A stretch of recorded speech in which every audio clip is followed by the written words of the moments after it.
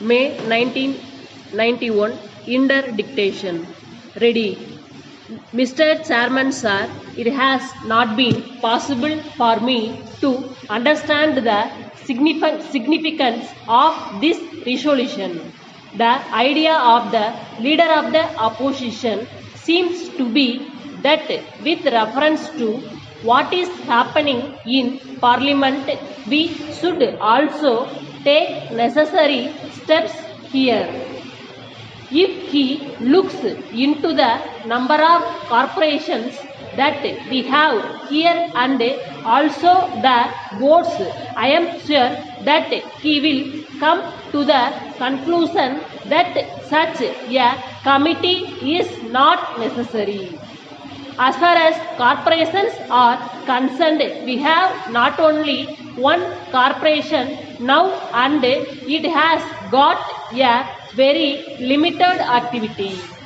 I do not think that a stage has arrived where matters have gone out of control.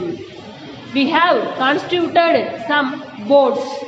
The idea is that they should function as autonomous bodies to a certain extent so that they may not be affected by rules and regulations which apply to administrative departments of government. They will have to be run as commercial undertakings. We must put proper persons there. That is the important thing.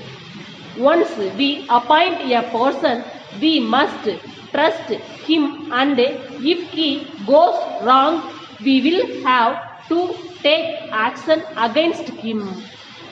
Parliaments and legislatures have a feeling that when we pass an act saying that there should be statutory corporations, they should be allowed to function in an autonomous manner.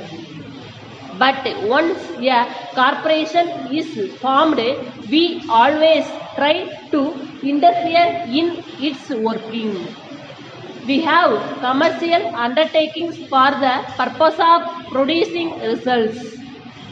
So we have to review their working on the basis of the results produced at the end of the year. With reference to these few boards and one corporation, we have got the estimate committee. It makes reports and we consider them. So there is no necessity to appoint a committee so far as these activities are concerned. Even with reference to the big corporations which are set up in the public sector, we will have to get over the feeling that everything is going wrong and that we are not able to look into their working. I think there is such a feeling in Parliament also. Unless we give them some autonomy to function, they cannot be a success as we want them to be. I would submit that if today proper action is not taken in many cases in these corporations, it is on account of the fear of parliamentary questions. If we do not want any public sector concerns to function, we need not have them. But if we want to have them, then it is necessary that we must allow them to function freely. If these corporations are to function successfully as commercial corporations, then it is better than that the legislature does not interfere in their working. If anything goes wrong, it will be possible for us to take action. That is my point of view, having known the functioning of these public corporations. In view of what I have said, I request the honorable member to withdraw the resolution. Letter dated 4th December 1980 from Gobu and Company Limited, Madras to Messrs. Hari and Company Limited, Madurai. Dear sirs, we are obliged to you for your kind letter. We are pleased to hear that you are trying to sell the watches and clocks manufactured by you through us in this part of the country. We have great pleasure in agreeing to the terms offered by you for this purpose. At the same time, we assure you that we will do our best in the matter and that we will be able to satisfy you.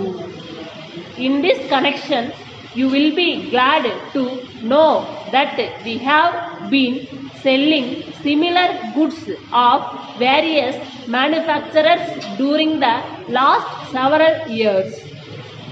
You will be glad to know that we have always done the business very satisfactorily.